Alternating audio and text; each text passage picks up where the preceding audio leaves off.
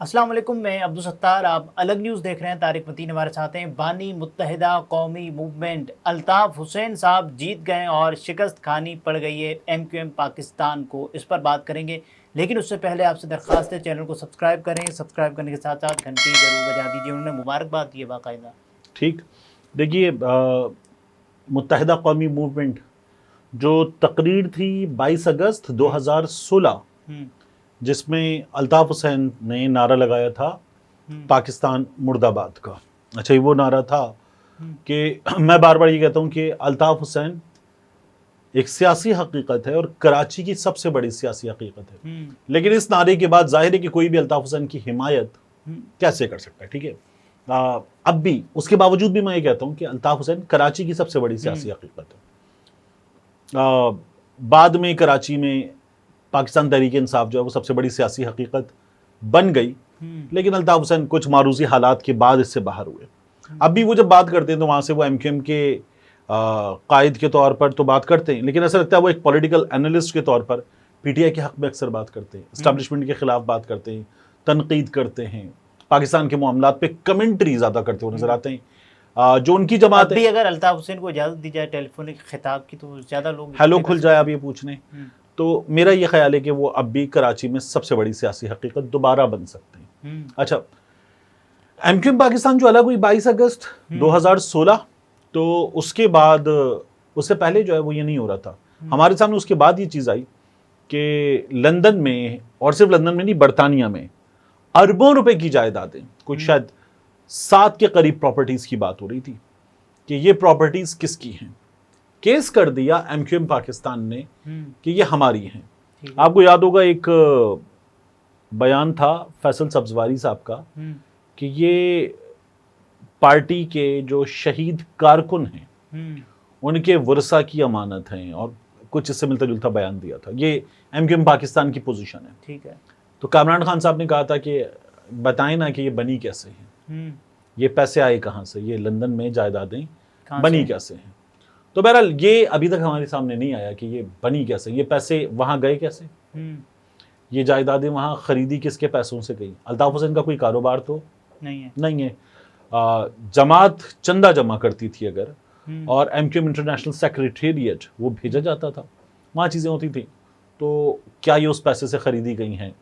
تو یہ جماعت چندہ جمع کرتی تھی، کیا یہ چندہ جو تھا وہ لوگ رضاکارانہ طور پر بخوشی راضی ہو کر دیتے تھے، یا وہ جو الزام ہے ایم کیو ایم پر بھتہ لینے کا، بھتہ، ٹھیک ہے، تو یہ اس بھتے کے تحت ہوتا تھا؟ کیونکہ ایم کیو ایم کے لوگوں نے کئی جگہوں پر یہ مانا کہ ہمارے ہاں مخصوص حالات میں ایسے لوگ پیدا ہوئے جنہوں نے قانون اپنے ہاتھ میں لیا اور جنہوں نے غیر قانونی سرگرمیاں کیں، لیکن ہم نے ایسے لوگوں کو ہم نے ایونچولی آہستہ آہستہ جب سامنے آتے گئے، ہم اپنی جماعت سے ایسے لوگوں کو نکالتے چلے گئے۔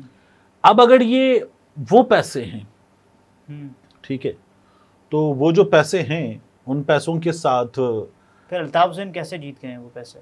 بھئی بات یہ ہے کہ وہاں پر ایم کیو ایم پاکستان نے یہ پراپرٹیز خریدی کس کے لیے تھی، ٹھیک ہے، اور کیا ہوا تھا۔ اب الطاف حسین نے اس کی ڈیٹیلز دی ہیں ایک ٹویٹ میں جو انہوں نے ٹویٹر پہ کیا ہے۔ کیا بتا رہے ہیں؟ کہتے ہیں کورٹ آف اپیل میں تاریخی فتح پر تمام وفا پرست کارکنان اور عوام کو دلی مبارک پیش کرتا ہوں۔ 16 جولائی 2024 میں رائل کورٹ آف جسٹس کی اعلیٰ عدالت کی کورٹ آف اپیل میں ایم کیو ایم کی اپیل منظور ہونے اور لندن میں پراپرٹیز کیس میں تاریخی فتح پر پاکستان سمیت دنیا بھر میں موجود ایم کیو ایم کے تمام کارکنوں، ہمدرد ماؤں، بہنوں، بزرگوں، نوجوانوں اور معصوم بچوں کو دلی مبارکباد پیش کرتا ہوں، اور مقدمات کے سلسلے میں مالی تعاون اور مقدمات میں کامیابی کے لیے دعائیں کرنے والے تمام وفا پرست کارکنوں، ماؤں، بہنوں، بزرگوں، بیٹیوں، معصوم بچوں کو ڈھیروں دعاؤں کے ساتھ دلی مبارکباد اور سلام تحسین پیش کرتا ہوں۔ لندن میں پراپرٹی کیس کے مقدمے کی پیروی کرنے والے بیرسٹر رچرڈ سلیٹ، مقدمے کے لیے قانونی خدمات فراہم کرنے والی برطانیہ کی معروف legal firm C M Atif and co کے سینئر وکیل چودھری محمد عاطف، ان کے صاحبزادے سلمان عاطف اور قانونی معاونت کرنے والے دیگر کارکنان سے بھی دلی تشکر کا اظہار کرتا ہوں اور ان کی صحت و عافیت کے لیے دعائیں کرتا ہوں۔ ٹھیک، تو الطاف کریڈٹ دے رہے ہیں۔ الطاف حسین صاحب جو ہیں وکیلوں کا شکریہ وغیرہ ادا کرتے ہوئے یہ بتا رہے ہیں کہ پراپرٹیز کا کیس یہاں جیت گئے ہیں۔ بی بی سی نے اس حوالے سے خبر دی تھی 13 مارچ 2023، اور بی بی سی نے تب یہ بتایا کہ اس کیس کے 2 حصے تھے، ایک یہ کہ جائیدادیں کس کی ہیں، اور دوسری یہ کہ جو ایم کیو ایم ہے کون سی ایم کیو ایم کی ہیں۔ تو 2 عدد ایم کیو ایم ہو گئی تھی۔ ہمارے سامنے پاکستان میں کیا ہے، M Q M Pakistan, M Q M London, Khalid Maqbool Siddiqui والی بھی اور دوسری جانب ہے الطاف حسین والی بھی، لندن والی۔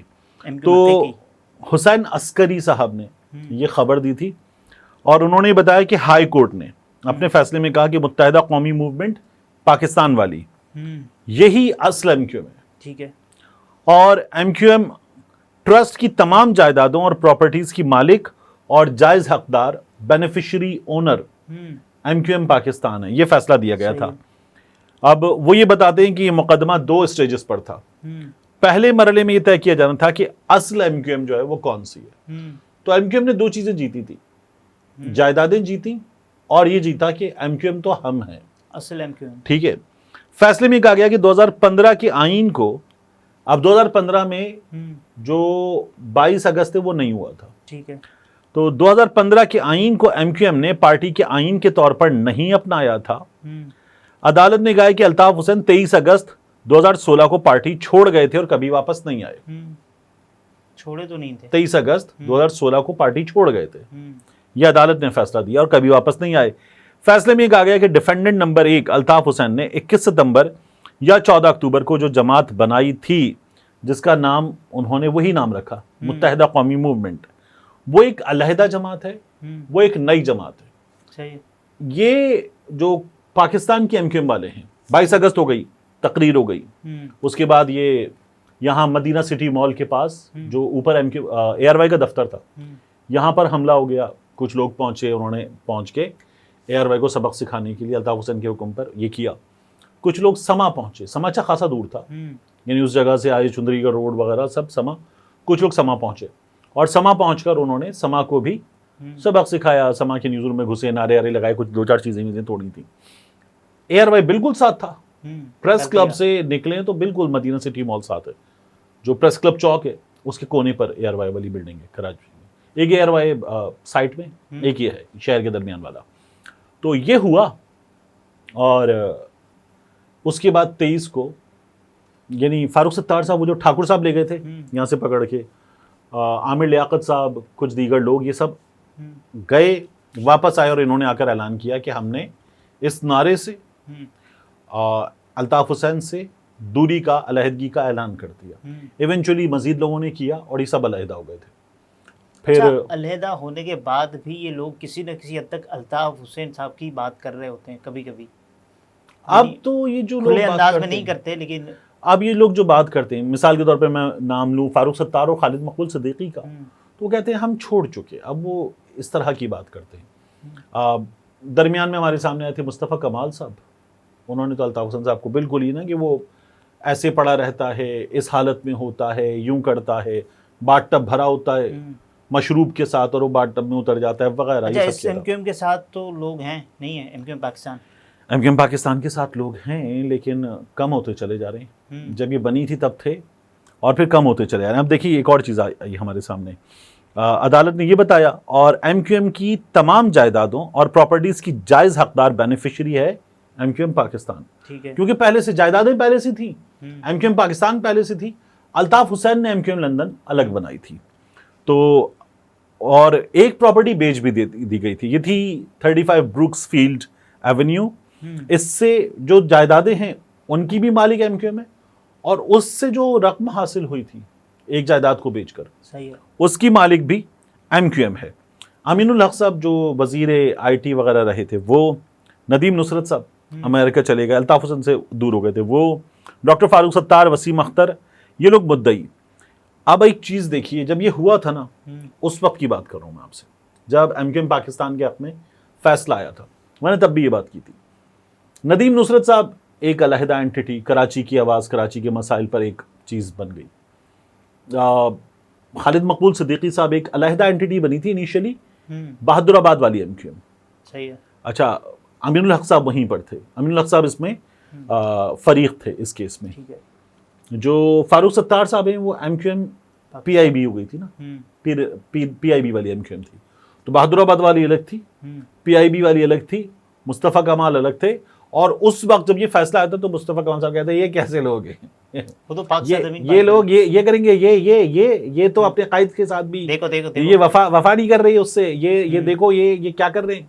انہوں نے کیا تھا اور انہوں نے کہا یہ جائیدادوں کے لیے لڑ پڑے, اور یہ تمام بڑے خوش تھے کہ ہم یہ جیت گئے ہیں, یہ شہیدوں کی ملکیت, ان کی چیز ہمیں مل گئی ہے. اب الطاف حسین صاحب یہ جیت گئے, الطاف حسین کے ہی زیر سایہ ہے, ٹھیک ہے, یہ الطاف حسین کی ملکیت قرار پائی ہیں. تو تب یہ بڑا ہوا تھا کہ یہ الگ ہے, فاروق ستار الگ, بہادر آباد الگ, مصطفیٰ کمال الگ, ندیم نصرت الگ. لیکن ندیم نصرت, فاروق ستار, خالد مقبول صدیقی, بہادر آباد وغیرہ یہ سب ایک ہو گئے تھے.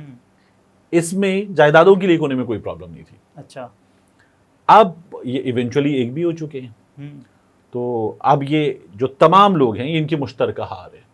لیکن اب بھی ندیم نصرت صاحب ان سے علیحدہ ہیں, کراچی کے حق کے لیے آواز اٹھانے والے. اور یہ بتایا گیا تھا اس وقت کہ جو ٹرسٹیز ہیں ان میں الطاف حسین, اقبال حسین, طارق منیر, محمد انور مرحوم, افتخار حسین, قاسم علی رضا, اور ان کے ساتھ یوریو پراپرٹی ڈیولپمنٹ یہ شامل ہیں. محمد انور صاحب, ان کا انتقال ہو چکا تھا. تو الطاف حسین نے اگست 2016 میں ایم کیو ایم سے علیحدگی اختیار کر لی تھی اور عدالت کے سامنے یہ بات مان لی تھی.